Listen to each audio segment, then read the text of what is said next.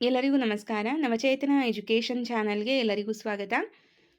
PSTR ಪರೀಕ್ಷೆಗೆ ಸಂಬಂಧಪಟ್ಟಂತೆ ನಾವು 5ನೇ ತರಗತಿ ಪರಿಸರ ಅಧ್ಯಯನದ ಅಧ್ಯಾಯವಾರು ಪ್ರಶ್ನೋತ್ತರಗಳನ್ನು ಡಿಸ್ಕಸ್ ಮಾಡ್ತಾ ಇದ್ವಿ. ಈಗ ಆಲ್ರೆಡಿ 3 ಅಧ್ಯಾಯಗಳು ಮುಗಿದಿದೆ. ಜೀವ ಪ್ರಪಂಚ, ಅನಂತರ ಕುಟುಂಬ ಮತ್ತು ಸಮುದಾಯ ಅನ್ನುವಂತಹ 3 ಅಧ್ಯಾಯಗಳು ಮುಗಿದಿದೆ. ಇವತ್ತು 4ನೇ ಅಧ್ಯಾಯ ಸಮುದಾಯ ಕ್ರೀಡೆಗಳು ಅನ್ನುವಂತಹ ಅಧ್ಯಾಯದಲ್ಲಿ ಯಾವ ರೀತಿ ಪ್ರಶ್ನೋತ್ತರಗಳು ಆಗ್ಬೋದು ಅನ್ನೋದನ್ನು ನೋಡ್ತಾ ಹೋಗೋಣ. ಸೊ ಇವತ್ತಿನ ಮೊದಲನೆಯ ಪ್ರಶ್ನೆಗಳೆಲ್ಲವೂ ಕೂಡ ಸಿಂಪಲ್ ಆಗಿದೆ. ಜಸ್ಟು ನೋಡ್ತಾ ಹೋಗೋಣ. ಮೊದಲನೆಯ ಪ್ರಶ್ನೆ, ಕ್ರೀಡೆಗಳು ಎಲ್ಲಿಂದ ಹುಟ್ಟಿಕೊಂಡಿದೆ ಅಂತ ಇದೆ. ಸರಿಯಾದಂತಹ ಉತ್ತರ ಸಮುದಾಯದಿಂದ. ಹಾಗಾದರೆ ಸಮುದಾಯದಿಂದ ಹೇಗೆ ಹುಟ್ಕೊಳ್ತು ಕ್ರೀಡೆಗಳು ಅಂತ ಅಂದರೆ, ಜನರು ತಮ್ಮ ಬಿಡುವಿನ ಸಮಯ ಕಳೆಯಲು ಸಮುದಾಯದಲ್ಲಿ ಕಂಡುಕೊಂಡ ಮಾರ್ಗವೇ ಕ್ರೀಡೆಗಳು. ಜನರ ಗುಂಪು ತಮ್ಮ ಬಿಡುವಿನ ಒಂದು ಸಮಯವನ್ನು ಕಳೆಯೋದಕ್ಕೆ ಕಂಡುಕೊಂಡಂತಹ ಮಾರ್ಗವನ್ನು ನಾವು ಕ್ರೀಡೆಗಳು ಅಂತ ಕರಿತೀವಿ. ಸೊ ಹಾಗಾಗಿ ಕ್ರೀಡೆಗಳು ಸಮುದಾಯದಿಂದ ಹುಟ್ಟಿಕೊಂಡಿದೆ ಅಂತ ಹೇಳ್ತೀವಿ. ಹಾಗಾದರೆ ಕ್ರೀಡೆಗಳು ಅಂದರೆ ಏನು? ಕ್ರೀಡೆಗಳು ಅಂತ ಅಂದರೆ ಮನೋರಂಜನೆ ಮತ್ತು ದೈಹಿಕ ವ್ಯಾಯಾಮಕ್ಕಾಗಿ ಕಂಡುಕೊಂಡಂತಹ ಚಟುವಟಿಕೆಗಳಾಗಿರುತ್ತೆ. ಓಕೆ, ಮನೋರಂಜನೆ ಮತ್ತು ದೈಹಿಕ ವ್ಯಾಯಾಮಕ್ಕಾಗಿ ಕಂಡುಕೊಂಡಂತಹ ಚಟುವಟಿಕೆಗಳನ್ನೇ ನಾವು ಕ್ರೀಡೆಗಳು ಅಂತ ಕರಿತೀವಿ. ಕ್ರೀಡೆಗಳು ಮನಸ್ಸಿಗೆ ಸಂತೋಷ ಮತ್ತು ದೇಹಕ್ಕೆ ವ್ಯಾಯಾಮ ಎರಡನ್ನೂ ಕೂಡ ನೀಡುತ್ತದೆ. ಇನ್ನು ಮೂರನೆಯ ಪ್ರಶ್ನೆ, ಕ್ರೀಡೆಗಳಿಂದ ಸಮುದಾಯದಲ್ಲಿ ಆಗುವಂತಹ ಪ್ರಮುಖ ಲಾಭ ಏನು ಅಂತ ಕೇಳಿದ್ದಾರೆ. ಸೊ ಕ್ರೀಡೆಗಳಿಂದ ಸಮುದಾಯದಲ್ಲಿ ವ್ಯಕ್ತಿಗಳ ನಡುವಿನ ಸಂಬಂಧ ಮತ್ತು ಸಾಮರಸ್ಯ ಹೆಚ್ಚುತ್ತದೆ. ಓಕೆ, ನೆಕ್ಸ್ಟು ಇಲ್ಲಿ ನೋಡಿ, ಎಲ್ಲರೂ ಒಟ್ಟಾಗಿ ಆಡುವುದರಿಂದ ಪರಸ್ಪರ ಬಾಂಧವ್ಯ ಮತ್ತು ಸೌಹಾರ್ದತೆ ಸಮುದಾಯದಲ್ಲಿ ವೃದ್ಧಿಯಾಗುತ್ತೆ. 4ನೆಯ ಪ್ರಶ್ನೆ, ಆಟಗಳಲ್ಲಿ ಸೋಲು ಗೆಲುವನ್ನು ಹೇಗೆ ಸ್ವೀಕರಿಸಬೇಕು ಅಂತ ಅಂದರೆ ಸಮಾನವಾಗಿ ಅಥವಾ ಸಮಚಿತ್ತದಿಂದ ಸ್ವೀಕರಿಸಬೇಕು. ಕ್ರೀಡಾ ಮನೋಭಾವ ಎಂದರೆ ಸೋಲು ಮತ್ತು ಗೆಲುವುಗಳನ್ನು ಸಮಾನವಾಗಿ ನೋಡುವುದು ಎಂದರ್ಥ. ನೆಕ್ಸ್ಟು, ನಿಯಮಿತವಾಗಿ ಆಟ ಅಥವಾ ವ್ಯಾಯಾಮ ಮಾಡುವುದರಿಂದ ದೇಹದ ಮೇಲೆ ಆಗುವ ಪರಿಣಾಮವೇನು ಅಂತ ಕೇಳಿದ್ದಾರೆ. ಸೊ ನಾವು ನಿಯಮಿತವಾಗಿ ಆಡೋದ್ರಿಂದ, ವ್ಯಾಯಾಮ ಮಾಡೋದ್ರಿಂದ ನರ ಮತ್ತು ಸ್ನಾಯುಗಳ ಹೊಂದಾಣಿಕೆ ಉಂಟಾಗಿ ದೇಹ ಬಲಗೊಳ್ಳುತ್ತದೆ. ಆಪ್ಷನ್ ಸಿ ಇಲ್ಲಿ ಸರಿಯಾದಂಥ ಉತ್ತರ ಆಗುತ್ತೆ. ತುಂಬ ಸಿಂಪಲ್ ಆಗಿರುವಂಥ ಕ್ವಶನ್ಸ್ಗಳು, ಹಾಗಾಗಿ ನಾನು ಜಾಸ್ತಿ ಏನು ಎಕ್ಸ್ಪ್ಲೇನ್ ಮಾಡ್ದೇನೆ ಮುಂದಿನ ಪ್ರಶ್ನೆಗಳಿಗೆ ಹೋಗ್ತಾ ಇದ್ದೀನಿ. ಇಲ್ಲಿ ದೈಹಿಕ ಚಟುವಟಿಕೆಗಳು ಸ್ನಾಯು ಮತ್ತು ನರಗಳ ಬಲವರ್ಧನೆಗೆ ಸಹಕಾರಿಯಾಗಿರುತ್ತೆ.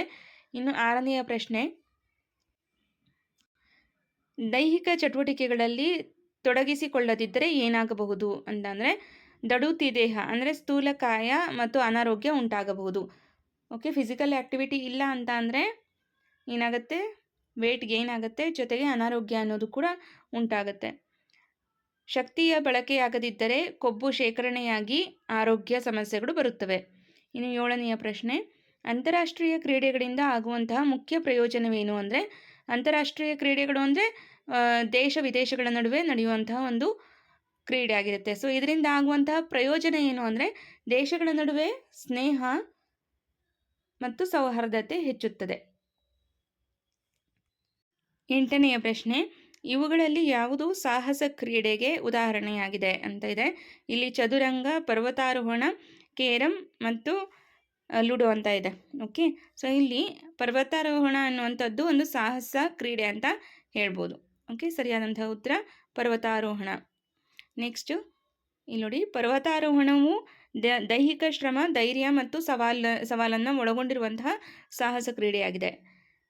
ಇನ್ನು 9ನೆಯ ಪ್ರಶ್ನೆ, ಸಾಹಸ ಕ್ರೀಡೆಗಳ ಪ್ರಮುಖ ಲಕ್ಷಣವೇನು ಅಂತ ಕೇಳಿದ್ದಾರೆ. ಸೊ ಇಲ್ಲಿ ರೋಮಾಂಚನ ಮತ್ತು ಅಪಾಯ ಎದುರಿಸುವಂತಹ ಛಲ ಇರುತ್ತೆ. ಸೊ ಇದು ಇದರ ಪ್ರಮುಖ ಲಕ್ಷಣವಾಗಿರುತ್ತೆ. ಸಾಮಾನ್ಯವಲ್ಲದ ಸನ್ನಿವೇಶಗಳಲ್ಲಿ ಸವಾಲುಗಳನ್ನು ಎದುರಿಸುವುದು ಸಾಹಸ ಕ್ರೀಡೆಯ ಪ್ರಮುಖ ಲಕ್ಷಣ. ಓಕೆ, ಸೊ ನೆಕ್ಸ್ಟು 10ನೆಯ ಪ್ರಶ್ನೆ, ಜಗತ್ತಿನ ಅತ್ಯಂತ ಎತ್ತರವಾದ ಮೌಂಟ್ ಎವರೆಸ್ಟ್ ಶಿಖರವನ್ನು ಮೊದಲು ಏರಿದವರು ಯಾರು ಅಂದರೆ ಎಡ್ಮಂಡ್ ಹಿಲರಿ ಮತ್ತು ತೇನ್ಸಿಂಗ್ ನೋರ್ಗೆ. ಆಪ್ಷನ್ ಬಿ ಇಲ್ಲಿ ಸರಿಯಾದಂಥ ಉತ್ತರ ಆಗುತ್ತೆ. ನೆಕ್ಸ್ಟು 11ನೆಯ ಪ್ರಶ್ನೆ, ಮೌಂಟ್ ಎವರೆಸ್ಟ್ ಶಿಖರವನ್ನು ಏರಿದ ಮೊದಲ ಭಾರತೀಯ ಮಹಿಳೆ ಯಾರು ಅಂತ ಅಂದರೆ ಬಚೇಂದ್ರಿ ಪಾಲ್ ಅವರು ಮೌಂಟ್ ಎವರೆಸ್ಟನ್ನು ಏರಿದಂತಹ ಭಾರತದ ಪ್ರಥಮ ಮಹಿಳೆಯಾಗಿದ್ದಾರೆ. ಇನ್ನು 12ನೆಯ ಪ್ರಶ್ನೆ, ಸಾಹಸ ಕ್ರೀಡೆಗಳಲ್ಲಿ ಪಾಲ್ಗೊಳ್ಳುವ ಮುನ್ನ ಏನು ಅಗತ್ಯ ಅಂತ ಅಂದರೆ ಸೂಕ್ತವಾದಂತಹ ತರಬೇತಿ, ಮಾರ್ಗದರ್ಶನ ಮತ್ತು ವಿಶಿಷ್ಟ ಸಾಧನಗಳ ಅವಶ್ಯಕತೆ ಇರುತ್ತೆ. ಓಕೆ, ಸೊ ನೆಕ್ಸ್ಟು 13ನೆಯ ಪ್ರಶ್ನೆ. ಸೊ ಇಲ್ಲಿ ಅಪಾಯಗಳನ್ನು ಎದುರಿಸಲು ಪೂರ್ವ ಸಿದ್ಧತೆ ಮತ್ತು ತರಬೇತಿ ಈ ಒಂದು ಸಾಹಸ ಕ್ರೀಡೆಗಳಿಗೆ ಬಹಳ ಕಡ್ಡಾಯವಾಗಿ ಬೇಕಾಗಿರುತ್ತೆ.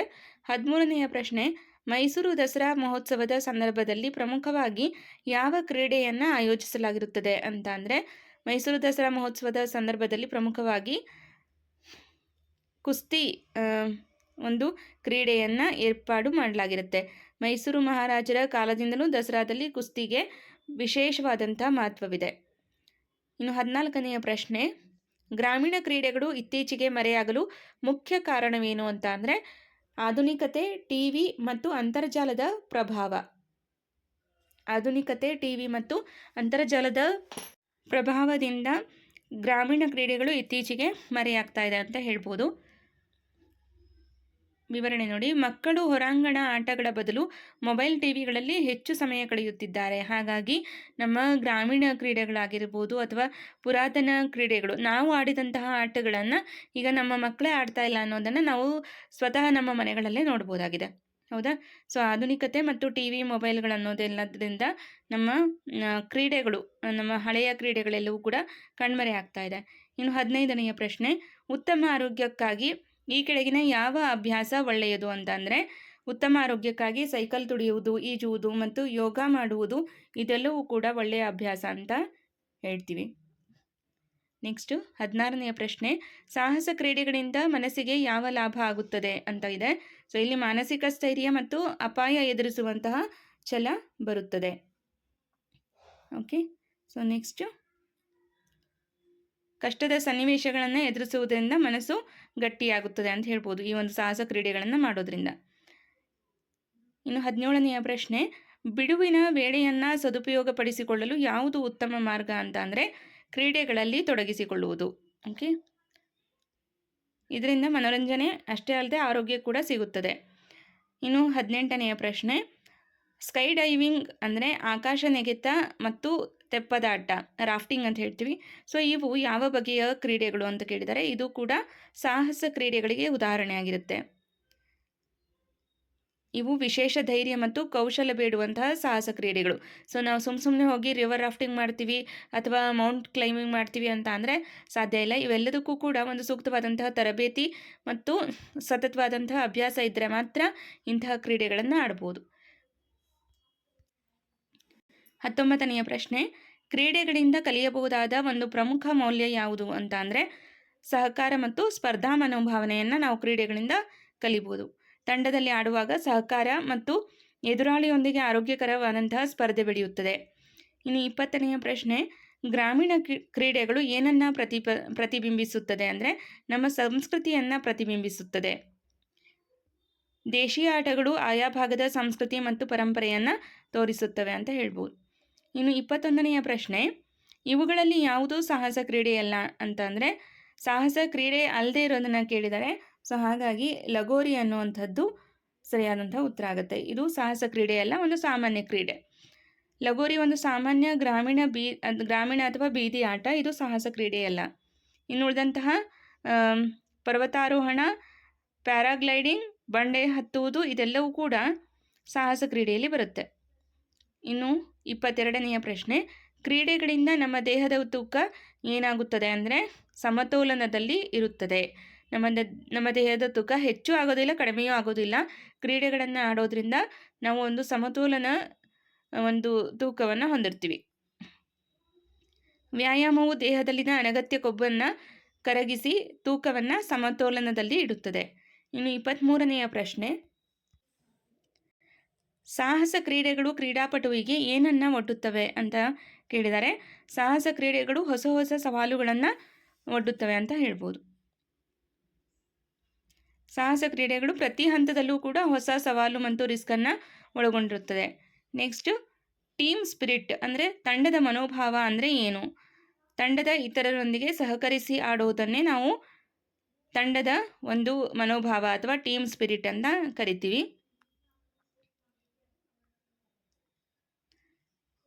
25ನೆಯ ಪ್ರಶ್ನೆ, ಸಾಹಸ ಕ್ರೀಡೆಗಳಲ್ಲಿ ಭಾಗವಹಿಸುವಾಗ ಅತ್ಯಂತ ಮುಖ್ಯವಾದಂತಹ ಗುಣ ಯಾವುದು ಅಂದರೆ ತಾಳ್ಮೆ ಮತ್ತು ಜವಾಬ್ದಾರಿ. ಇವೆರಡೂ ಕೂಡ ಸಾಹಸ ಕ್ರೀಡೆಗಳಲ್ಲಿ ಭಾಗವಹಿಸುವಂತಹ ಸ್ಪರ್ಧಾಳುಗಳಿಗೆ ಇರಲೇಬೇಕಾಗತ್ತೆ.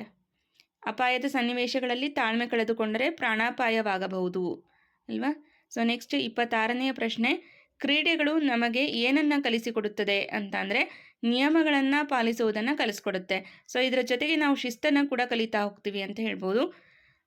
ಪ್ರತಿಯೊಂದು ಆಟಕ್ಕೂ ನಿಯಮಗಳಿರುತ್ತವೆ, ಅವುಗಳನ್ನು ಪಾಲಿಸುವುದರಿಂದ ಜೀವನದಲ್ಲಿ ಶಿಸ್ತು ಬರುತ್ತದೆ. ಇನ್ನು 27ನೆಯ ಪ್ರಶ್ನೆ, ಪರ್ವತಾರೋಹಣ ಮಾಡುವಾಗ ಏನನ್ನು ಬಳಸುತ್ತಾರೆ ಅಂದರೆ ಆಕ್ಸಿಜನ್ ಸಿಲಿಂಡರ್ ಮತ್ತು ಹಗ್ಗಗಳನ್ನು ಬಳಸಲಾಗುತ್ತೆ. ಎತ್ತರದ ಪರ್ವತಗಳಲ್ಲಿ ಆಮ್ಲಜನಕ ಕಡಿಮೆ ಇರುವುದರಿಂದ ಮತ್ತು ಸುರಕ್ಷತೆಗಾಗಿ ಇವು ಬೇಕಾಗುತ್ತವೆ. ಇನ್ನು ನೆಕ್ಸ್ಟ್ ರಿವರ್ ರಾಫ್ಟಿಂಗ್ ಅಂದರೆ ಕನ್ನಡದಲ್ಲಿ ತೆಪ್ಪದಾಟ ಅಂತ ಕರಿತೀವಿ. ಎಲ್ಲಿ ನಡೆಯುತ್ತದೆ ಅಂತ ಅಂದರೆ ರಭಸವಾಗಿ ಹರಿಯುವಂತಹ ನೀರಿನಲ್ಲಿ ರಿವರ್ ರಾಫ್ಟಿಂಗನ್ನು ನಾವು ನೋಡ್ಬೋದು. ಹೌದಾ. ಉದಾಹರಣೆಗೆ ದಾಂಡೇಲಿ ಕಾಳಿ ನದಿಯಲ್ಲಿ ನಾವು ಜಾಸ್ತಿ ರಿವರ್ ರಾಫ್ಟಿಂಗನ್ನು ನೋಡ್ಬೋದು. ಹೌದಾ, ನಾನು ನೋಡಿರೋದನ್ನು ಹೇಳ್ತಿದ್ದೀನಿ. ಸೊ ಹಾಗಾಗಿ ರಿವರ್ ರಾಫ್ಟಿಂಗ್ ಎಲ್ಲಿ ಕಂಡುಬರುತ್ತೆ ಅಂತ ಅಂದರೆ ರಭಸವಾಗಿ ಹರಿಯುವಂಥ ನದಿಗಳಲ್ಲಿ. 29ನೆಯ ಪ್ರಶ್ನೆ, ಕ್ರೀಡೆಯು ಮನುಷ್ಯನ ಯಾವ ಶಕ್ತಿಯನ್ನು ಹೆಚ್ಚಿಸುತ್ತದೆ ಅಂದರೆ ಜ್ಞಾಪಕ ಶಕ್ತಿ ಮತ್ತು ಏಕಾಗ್ರತೆಯನ್ನು ಹೆಚ್ಚಿಸುತ್ತದೆ. ಕ್ರೀಡೆಗಳಲ್ಲಿ ಗಮನ ಹರಿಸಬೇಕಾಗುವುದರಿಂದ ಏನಾಗುತ್ತೆ, ಏಕಾಗ್ರತೆ ತನ್ನಂತಾನೇ ಬೆಳೀತಾ ಹೋಗುತ್ತೆ ಅಂತ ಹೇಳ್ಬೋದು. ಇನ್ನು ನೆಕ್ಸ್ಟ್, ರಜಾ ದಿನಗಳಲ್ಲಿ ಟಿ ವಿ ನೋಡುವ ಬದಲು ಏನು ಮಾಡ್ಬೋದು ಅಂತ ಅಂದರೆ ಮೈದಾನದಲ್ಲಿ ಆಟ ಆಡುವುದು. ಸಿಂಪಲ್ ಕ್ವೆಶನ್ ಇದು. ನೆಕ್ಸ್ಟ್, ಸಾಹಸ ಕ್ರೀಡೆಗಳು ಸಾಮಾನ್ಯ ಕ್ರೀಡೆಗಿಂತ ಹೇಗೆ ಭಿನ್ನವಾಗಿರುತ್ತದೆ ಅಂತ ಅಂದರೆ ಸಾಹಸ ಕ್ರೀಡೆಗಳಲ್ಲಿ ದೈಹಿಕ ಸಾಮರ್ಥ್ಯದ ಜೊತೆಗೆ ಪ್ರಾಣಾಪಾಯದ ರಿಸ್ಕ್ ಇರುತ್ತದೆ ಅಲ್ವಾ. ಆದರೆ ಸಾಮಾನ್ಯ ಕ್ರೀಡೆಗಳಲ್ಲಿ ಆ ರೀತಿಯ ರಿಸ್ಕ್ ಏನೂ ಇರೋದಿಲ್ಲ. ಇನ್ನು 32ನೆಯ ಪ್ರಶ್ನೆ, ಆಟ ಆಡುವುದರಿಂದ ರಕ್ತ ಪರಿಚಲನೆ ಏನಾಗುತ್ತದೆ ಅಂತ ಕೇಳಿದರೆ ಸೊ ಇಲ್ಲಿ ರಕ್ತ ಪರಿಚಲನೆ ಚುರುಕಾಗುತ್ತದೆ ಅಥವಾ ಸುಗಮವಾಗುತ್ತದೆ ಅಂತ ಹೇಳ್ಬೋದು. ದೈಹಿಕ ಶ್ರಮದಿಂದ ಹೃದಯ ಬಲಗೊಂಡು ರಕ್ತ ಪರಿಚಲನೆ ಉತ್ತಮವಾಗುತ್ತದೆ. 33ನೇ ಪ್ರಶ್ನೆ, ಪ್ಯಾರಾಗ್ಲೈಡಿಂಗ್ ಯಾವ ರೀತಿಯ ಕ್ರೀಡೆ ಅಂತ ಕೇಳಿದ್ದಾರೆ. ಇದು ವಾಯು ಸಾಹಸ ಕ್ರೀಡೆ, ಏರ್ ಸ್ಪೋರ್ಟ್ ಅಂತ ಹೇಳ್ಬೋದು. ಓಕೆ. ಸೊ ನೆಕ್ಸ್ಟು 34ನೆಯ ಪ್ರಶ್ನೆ, ಈ ಕೆಳಗಿನವುಗಳಲ್ಲಿ ಯಾವುದು ದೇಶೀಯ ಕ್ರೀಡೆ ಅಂತ ಕೇಳಿದ್ದಾರೆ. ಸೊ ದೇಶೀಯ ಕ್ರೀಡೆ ಯಾವುದು ಅಂದರೆ ಕಬಡ್ಡಿ. ಓಕೆ. ಇನ್ನು ಕ್ರಿಕೆಟ್ ಆಗಿರ್ಬೋದು, ಟೇಬಲ್ ಟೆನ್ನಿಸ್, ನಂತರ ರಗ್ಬಿ ಇವೆಲ್ಲವೂ ಕೂಡ ವಿದೇಶೀಯ ಕ್ರೀಡೆ. ಆದರೆ ನಮ್ಮ ದೇಶೀಯ ಕ್ರೀಡೆ ಯಾವುದು ಅಂದರೆ ಕಬಡ್ಡಿ. 35ನೆಯ ಪ್ರಶ್ನೆ, ಕ್ರೀಡೆಗಳಲ್ಲಿ ಭಾಗವಹಿಸುವುದರಿಂದ ಮಕ್ಕಳಲ್ಲಿ ಯಾವ ಭಾವನೆ ಕಡಿಮೆಯಾಗುತ್ತದೆ. ಕ್ರೀಡೆಗಳಲ್ಲಿ ಭಾಗವಹಿಸುವುದರಿಂದ ಮಕ್ಕಳಲ್ಲಿ ಒಂಟಿತನ ಅಥವಾ ಖಿನ್ನತೆ ಇಂತಹ ಒಂದು ಸಮಸ್ಯೆ ದೂರವಾಗುತ್ತೆ.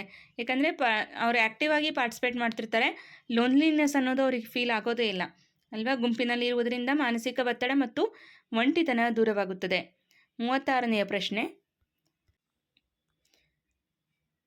ಪರ್ವತಾರೋಹಣಕ್ಕೆ ಬೇಕಾಗುವ ಒಂದು ಮುಖ್ಯ ಸಾಧನೆ ಯಾವುದು ಅಂತ ಕೇಳಿದ್ದಾರೆ. ಸೊ ಇಲ್ಲಿ ಪರ್ವತಾರೋಹಣಕ್ಕೆ ಬೇಕಾಗಿರುವುದು ಸ್ಲೀಪಿಂಗ್ ಬ್ಯಾಗ್ ಮತ್ತು ಟೆಂಟ್. ಓಕೆ. ಪರ್ವತಗಳಲ್ಲಿ ರಾತ್ರಿ ತಂಗಲು ಇವು ಅತ್ಯಗತ್ಯವಾಗಿ ಬೇಕಾಗಿರುತ್ತೆ. 37ನೆಯ ಪ್ರಶ್ನೆ, ಕ್ರೀಡೆಗಳು ಸಮಾಜದಲ್ಲಿ ಏನನ್ನು ಉತ್ತೇಜಿಸುತ್ತದೆ ಅಂದರೆ ಸಮಾನತೆಯನ್ನು ಉತ್ತೇಜಿಸುತ್ತದೆ. ಆಟದ ಮೈದಾನದಲ್ಲಿ ಎಲ್ಲರೂ ಸಮಾನರು, ಅಲ್ಲಿ ಜಾತಿ ಧರ್ಮದ ಭೇದ ಇರೋದಿಲ್ಲ. ಇನ್ನು 38ನೆಯ ಪ್ರಶ್ನೆ, ಯೋಗ ಮಾಡುವುದರಿಂದ ಆಗುವಂತಹ ಲಾಭವೇನು ಅಂತ ಕೇಳಿದ್ದಾರೆ. ಸೊ ಯೋಗ ಮಾಡೋದ್ರಿಂದ ಮಾನಸಿಕ ಶಾಂತಿ ಮತ್ತು ಏಕಾಗ್ರತೆ ಸಿಗುತ್ತದೆ ಅಲ್ವಾ. ಸೊ ನೆಕ್ಸ್ಟು, ಯೋಗವು ದೈಹಿಕ ಆರೋಗ್ಯದ ಜೊತೆಗೆ ಮಾನಸಿಕ ಆರೋಗ್ಯವನ್ನು ಕೂಡ ಕಾಪಾಡುತ್ತೆ ಅಂತ ಹೇಳ್ಬೋದು. ಇನ್ನು 39ನೆಯ ಪ್ರಶ್ನೆ, ಸಾಹಸ ಕ್ರೀಡೆಗಳಲ್ಲಿ ತಂಡದ ಸಹಯೋಗ ಏಕೆ ಮುಖ್ಯ ಅಂದರೆ ಟೀಮ್ ವರ್ಕ್ ಅನ್ನೋದು ಏಕೆ ಮುಖ್ಯ ಅಂತ ಅಂದರೆ ಒಬ್ಬರಿಗೊಬ್ಬರು ಸಹಾಯ ಮಾಡುತ್ತಾ ಗುರಿ ಮುಟ್ಟಲು ಸಾಧ್ಯವಾಗುತ್ತದೆ. ಹಾಗಾಗಿ ಸಾಹಸ ಕ್ರೀಡೆಗಳಲ್ಲಿ ತಂಡದ ಒಂದು ಸಹಯೋಗ ಅನ್ನೋದು ಬಹಳ ಮುಖ್ಯವಾಗಿರುತ್ತೆ. ಇನ್ನು ನೆಕ್ಸ್ಟ್ 40ನೇ ಪ್ರಶ್ನೆ, ಕ್ರೀಡೆಗಳಲ್ಲಿ ರೆಫರಿ ಅಥವಾ ತೀರ್ಪುಗಾರರ ಕೆಲಸವೇನು ಅಂದರೆ ಆಟದ ನಿಯಮಗಳನ್ನು ಪಾಲಿಸುವಂತೆ ನೋಡುವುದು ಮತ್ತು ತೀರ್ಪು ನೀಡುವುದು. ಇದು ರೆಫರಿಗಳ ಕೆಲಸ ಅಂದರೆ ತೀರ್ಪುಗಾರರ ಕೆಲಸವಾಗಿರುತ್ತೆ. ನ್ಯಾಯಯುತವಾಗಿ ಆಟ ನಡೆಯಲು ತೀರ್ಪುಗಾರರು ಇರುತ್ತಾರೆ. ಇನ್ನು 41ನೆಯ ಪ್ರಶ್ನೆ, ದೈಹಿಕ ವ್ಯಾಯಾಮದಿಂದ ಶ್ವಾಸಕೋಶಕ್ಕೆ ಏನಾಗುತ್ತದೆ ಅಂತಂದರೆ ಉಸಿರಾಟದ ಸಾಮರ್ಥ್ಯ ಹೆಚ್ಚಾಗುತ್ತದೆ ಅಂತ ಹೇಳ್ಬೋದು. ಆಡುವಾಗ ಆಳವಾಗಿ ಉಸಿರಾಡುವುದರಿಂದ ಶ್ವಾಸಕೋಶ ಸ್ವಚ್ಛವಾಗಿ ಸಾಮರ್ಥ್ಯ ಹೆಚ್ಚುತ್ತದೆ. ಒಲಿಂಪಿಕ್ಸ್ ಎಂತಹ ಕ್ರೀಡಾಕೂಟ ಅಂತ ಅಂದರೆ ಇದು ಒಂದು ಅಂತಾರಾಷ್ಟ್ರೀಯ ಮಟ್ಟದ ಕ್ರೀಡಾಕೂಟವಾಗಿರುತ್ತದೆ. ಇದು ಪ್ರಪಂಚದ ಎಲ್ಲ ದೇಶಗಳು ಭಾಗವಹಿಸುವಂತಹ ಅತಿ ದೊಡ್ಡ ಕ್ರೀಡಾಕೂಟ. ಇನ್ನು 43ನೆಯ ಪ್ರಶ್ನೆ, ಈ ಕೆಳಗಿನವರಲ್ಲಿ ಪ್ರಸಿದ್ಧ ಕ್ರಿಕೆಟ್ ಆಟಗಾರರು ಯಾರು ಅಂತ ಕೇಳಿದ್ದಾರೆ. ವಿಶ್ವನಾಥನ್ ಆನಂದ್, ಇವರು ಚೆಸ್ ಆಟಗಾರರು, ಹೌದಾ? ಸೊ ಇಲ್ಲಿ ಸರಿಯಾದಂತಹ ಉತ್ತರ ಸಚಿನ್ ತೆಂಡೂಲ್ಕರ್, ಇವರು ಪ್ರಸಿದ್ಧ ಕ್ರಿಕೆಟ್ ಆಟಗಾರರಾಗಿರ್ತಾರೆ. ಸೊ ಇಲ್ಲಿ ನೋಡಿ, ವಿಶ್ವನಾಥನ್ ಆನಂದ್ ಚೆಸ್ ಆಟಗಾರರು, Mary Kom boxing, PV Sindhu badminton, ಆದರೆ ಸಚಿನ್ ತೆಂಡೂಲ್ಕರ್ ಕ್ರಿಕೆಟ್ ಜಗತ್ತಿನ ದಿಗ್ಗಜರು ಅಂತ ಹೇಳ್ಬೋದು. ಇನ್ನು 44ನೆಯ ಪ್ರಶ್ನೆ, ಕ್ರೀಡೆಗಳಿಂದ ನಾಯಕತ್ವ ಗುಣ ಹೇಗೆ ಬೆಳೆಯುತ್ತದೆ ಅಂತ ಅಂದರೆ, ಕ್ರೀಡೆಗಳಿಂದ ತಂಡವನ್ನು ಮುನ್ನಡೆಸುವ ಮತ್ತು ಜವಾಬ್ದಾರಿ ತೆಗೆದುಕೊಳ್ಳುವ ಮೂಲಕ ನಾಯಕತ್ವ ಗುಣ ಬೆಳೀತಾ ಹೋಗುತ್ತೆ. ನಾಯಕನಾಗಿ ತಂಡವನ್ನು ನಿಭಾಯಿಸುವುದು ನಾಯಕತ್ವದ ಗುಣಗಳನ್ನು ಬೆಳೆಸುತ್ತದೆ ಅಂತ ಹೇಳ್ಬೋದು. ಇನ್ನು 45ನೆಯ ಪ್ರಶ್ನೆ, ಸಾಹಸ ಕ್ರೀಡೆಗಳ ಅನುಭವ ಹೇಗಿರುತ್ತೆ? ರೋಮಾಂಚನಕಾರಿಯಾಗಿ ಇರುತ್ತೆ ಅಲ್ವಾ?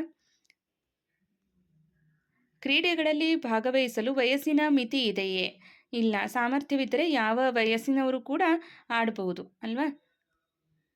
ಆರೋಗ್ಯ ಚೆನ್ನಾಗಿದ್ದರೆ ವಯಸ್ಸಿನ ಭೇದವಿಲ್ಲದೆ ಆಟಗಳಲ್ಲಿ ಪಾಲ್ಗೊಳ್ಳಬಹುದು.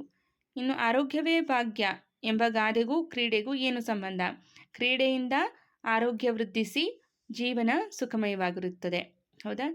ಸದೃಢ ದೇಹದಲ್ಲಿ ಸದೃಢ ಮನಸ್ಸಿರುತ್ತೆ ಅನ್ನುವಂಥ ಮಾತನ್ನು ಕೇಳಿದ್ದೀವಿ. ಸೊ ಆರೋಗ್ಯವೇ ಭಾಗ್ಯ ಎಂಬ ಗಾದೆಗೂ ಕ್ರೀಡೆಗೂ ಏನು ಸಂಬಂಧ ಅಂದರೆ, ಕ್ರೀಡೆಯಿಂದ ಆರೋಗ್ಯ ವೃದ್ಧಿಯಾಗುತ್ತೆ. ಸೊ ಆರೋಗ್ಯ ವೃದ್ಧಿ ಆದರೆ ಜೀವನ ಸುಖಮಯವಾಗಿರುತ್ತೆ ಅಂತ ಹೇಳ್ಬೋದು. ಇನ್ನು 48ನೆಯ ಪ್ರಶ್ನೆ, ಸಾಹಸ ಕ್ರೀಡೆಗೆ ಹೋಗುವ ಮುನ್ನ ಕ್ರೀಡಾಪಟು ಏನನ್ನು ಕೂಲಂಕುಷವಾಗಿ ಪರಿಶೀಲಿಸಬೇಕು ಅಂದರೆ, ಸುರಕ್ಷತಾ ಉಪಕರಣಗಳನ್ನು ಮತ್ತು ಹವಾಮಾನವನ್ನು ಗಮನಿಸಬೇಕಾಗತ್ತೆ. ಓಕೆ, ಜೀವದ ರಕ್ಷಣೆಗಾಗಿ ಸುರಕ್ಷತಾ ಕ್ರಮಗಳು ಮತ್ತು ಹವಾಮಾನ ವರದಿ ಅತ್ಯಂತ ಮುಖ್ಯವಾಗಿರುತ್ತೆ. 49ನೆಯ ಪ್ರಶ್ನೆ, ಕ್ರೀಡಾಂಗಣದಲ್ಲಿ ಕಸ ಹಾಕದಿರುವುದು ಏನನ್ನ ತೋರಿಸುತ್ತದೆ ಅಂತ ಕೇಳಿದ್ದಾರೆ. ಕ್ರೀಡಾಂಗಣದಲ್ಲಿ ಕಸ ಹಾಕದೇ ಇರುವುದು ಪರಿಸರ ಕಾಳಜಿಯನ್ನು ತೋರಿಸುತ್ತೆ, ಹೌದಾ? ಸ್ವಚ್ಛತೆ ಕಾಪಾಡುವುದು ಜವಾಬ್ದಾರಿಯುತ ನಾಗರಿಕನ ಮತ್ತು ಕ್ರೀಡಾಪಟುವಿನ ಲಕ್ಷಣ ಅಂತ ಹೇಳ್ಬೋದು. ದೈಹಿಕ ಶಿಕ್ಷಣ ಎಂದರೆ ಏನು? ದೇಹ ಮತ್ತು ಮನಸ್ಸಿನ ಸಮಗ್ರ ಬೆಳವಣಿಗೆಗಾಗಿ ನೀಡುವಂತಹ ಶಿಕ್ಷಣವನ್ನೇ ನಾವು ದೈಹಿಕ ಶಿಕ್ಷಣ ಅಂತ ಕರಿತೀವಿ. ದೈಹಿಕ ಶಿಕ್ಷಣವು ವ್ಯಾಯಾಮ, ಆಟ ಮತ್ತು ಆರೋಗ್ಯದ ಅರಿವನ್ನು ಮೂಡಿಸುತ್ತದೆ. ಓಕೆ, ಸೊ ಇದಿಷ್ಟು ಪ್ರಶ್ನೆಗಳು ಪರಿಸರ ಅಧ್ಯಯನ 5ನೇ ತರಗತಿ ಪರಿಸರ ಅಧ್ಯಯನ ಅಧ್ಯಾಯ 4 ಸಮುದಾಯ ಕ್ರೀಡೆಗಳು, ಈ ಒಂದು ಅಧ್ಯಾಯದಿಂದ ಆಯ್ದಂತಹ ಪ್ರಮುಖ 50 ಪ್ರಶ್ನೋತ್ತರಗಳಾಗಿತ್ತು. ಸೊ ಇದಿಷ್ಟನ್ನು ನೀವು ನೋಡಿಕೊಂಡ್ರೆ, ನೀವು ಪಠ್ಯಪುಸ್ತಕವನ್ನು ಓದದೇ ಇದ್ದರೂ ಕೂಡ ಇಲ್ಲಿ ಆಲ್ಮೋಸ್ಟ್ ಎಲ್ಲ ಕ್ವೆಶನ್ಸ್ಗಳನ್ನು ಕವರ್ ಮಾಡಿದ್ದೀನಿ. ಓಕೆ, ಟೆಕ್ಸ್ಟ್ ಬುಕ್ ಇಲ್ಲದೆ ಇದ್ದವರಿಗೆ ಇದು ಸಹಾಯಕ ಆಗುತ್ತೆ ಅಂತ ಭಾವಿಸ್ತೀನಿ. ಆದರೂ ಕೂಡ ಒಂದ್ಸಲ ಟೆಕ್ಸ್ಟ್ ಬುಕ್ಕನ್ನು ಓದಿ ಅನಂತರ ಈ ಸೆಷನ್ಸ್ಗಳನ್ನು ನೋಡಿದಾಗ ಪರ್ಫೆಕ್ಟ್ ಆಗ್ತಾ ಹೋಗ್ತೀರಿ. ಓಕೆ, ಸೊ ಒಟ್ಟಿಗೆ 4 ಅಧ್ಯಾಯಗಳು ಮುಗೀತು. ನೆಕ್ಸ್ಟ್ ಮುಂದಿನ ಸೆಷನ್ನಲ್ಲಿ ಮುಂದಿನ ಅಧ್ಯಾಯವನ್ನು ನೋಡೋಣ. ಸೊ ಇವತ್ತು ಸ್ವಲ್ಪ ಫಾಂಟ್ ಚಿಕ್ಕದು ಅಂತ ಅನಿಸಿರ್ಬೋದು ನಿಮಗೆ. ನೆಕ್ಸ್ಟ್ ಅದನ್ನು ಕರೆಕ್ಟ್ ಮಾಡ್ತೀನಿ. ಓಕೆ, ಈಗ ಮುಂದಿನ ತರಗತಿಯಲ್ಲಿ ಮುಂದಿನ ಅಧ್ಯಾಯವನ್ನು ನೋಡೋಣ. ಇವತ್ತಿನ ತರಗತಿಯ ಬಗ್ಗೆ ನಿಮ್ಮ ಅಭಿಪ್ರಾಯ, ಅನಿಸಿಕೆಯನ್ನು ಕಮೆಂಟ್ ಮಾಡಿ ತಿಳಿಸಿ. ಸೆಷನ್ ಇಷ್ಟ ಆಗಿದ್ದರೆ ಮರೆಯದೆ ಲೈಕನ್ನು ಮಾಡಿ ಅಂತ ಹೇಳ್ತಾ ಈ ತರಗತಿಯನ್ನು ಇಲ್ಲಿಗೆ ಎಂಡ್ ಮಾಡ್ತಾ ಇದ್ದೀನಿ. Thank you all.